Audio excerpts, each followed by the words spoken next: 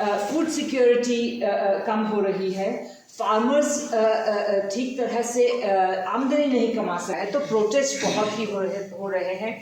हमने ये भी देखा है कि हम फार्मर्स में सुइसाइड्स बहुत और भी देशों में है, और उसमें बहुत ही एक समझने वाली बात है, सुइसाइड क्यों होती है।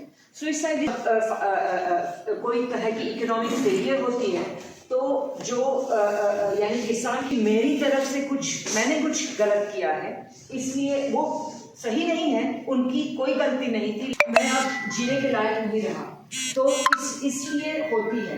और ये एक 1930s में जब ग्रेट डिप्रेशन हुआ था, 1930वीं सदी का, हाँ 1930 डिप्रेशन हुआ था, इस दरमियान बहुत सारे बिजनेसमैन ने भी सुइसाइड की। लेकिन आजकल 2008 में जब क्राइसिस हुआ, और तरह के क्राइसिस होते हैं, कॉर्पोरेशंस में काम करते हैं, उस कॉर्पोरेशंस में कोई भी निजी जिम्मेदारी नहीं है सुइसाइड होती है।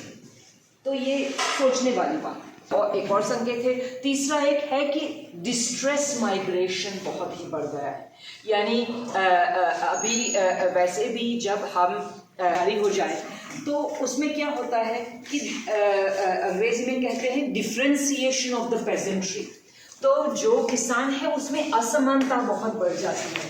तो कुछ लोग हैं वो बहुत एक छोटी सी संख्या है, लेकिन ज्यादातर जो संख्या है वो मार्जिनल फार्मर्स हो जाती हैं, यानी बहुत ही छोटे छोटे यानी खेतों में वो कृषि करते हैं, या बिल्कुल ही वो अपना बन जाते हैं। तो ये डिफरेंशिएशन ऑफ द पेजेंट्री बहुत होती है, नहीं कर सकते, नॉट एज ये किसान नहीं रहे, और एग्रीकल्चरल लेबर होता है। अगर आपके पास कुछ भी नहीं है तो आप शायद गांव से जमीन से या जो भी आपके एसेट है उसको बेच के वो आपके बच्चे या बच्ची को आप कनाडा या अमेरिका भेजेंगे, ताकि वो शायद कुछ एजुकेशन, वो बड़े बड़े शहर हो गए, उनकी एक्टिविटीज़ हो गई, वो इन्वेस्ट करने लगे फूड प्रोसेसिंग में, ट्रांसपोर्ट में, होटल्स में, सिनेमा हॉल्स में वगैरह वगैरह, तो वो सब इन्वेस्टमेंट अर्बन इन्वेस्टमेंट हो गई। और क्योंकि ये सब बहुत मिक्स्ड है, तो मैं ऐसा नहीं कहती कि ये लोग सब कैपिटलिस्ट हो गए, लेकिन ये सब डेफिनेटली लोग प्रॉपर्टीड हो गए।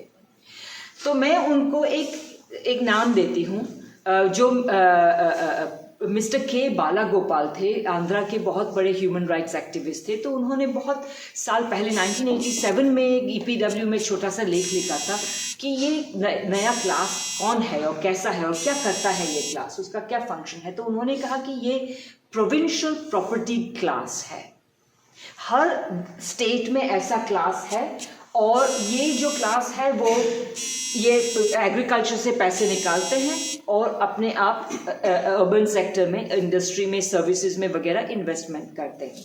तो ये उन्होंने बताया था कि ये प्रोविंशियल प्रॉपर्टी क्लास है। तो ये हुआ आर्थिक स्तर पर। सामाजिक स्तर पर क्या हुआ कि जो डोमिनेंट कास्ट थे, जो हमारे कास्ट व्यवस्था में, वर्ण व्यवस्था में वो मिडिल कास्ट कहलाते हैं, तो वो उनकी यानी पॉलिटिकल पावर्स ज़्यादा बढ़ गई, और वो बहुत सारे राज्यों में वो क्या कहते हैं कि वो यानी सवर्ण लोग के साथ जुड़ गए, नॉट ऑलवेज इजीली, लेकिन वो मैं उदाहरण दे रही हूँ हम गुजरात का, क्योंकि मैं गुजरात बेस्ट जानती हूँ, सबसे ज़्यादा जानती हूँ। तो गुजरात में पाटीदार जो है वो मिडिल कास्ट है, दे आर नॉट सवर्ण।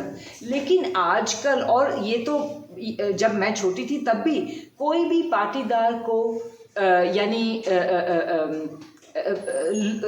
कम नहीं समझ सकते थे, क्योंकि पाटीदार कम्युनिटी इतनी अमीर हो गई थी, और उनमें से बिजनेसमैन हैं, प्रोफेशनल्स हैं वगैरह वगैरह, तो you can not disdain them, उनको आप नीच नहीं समझ सकते।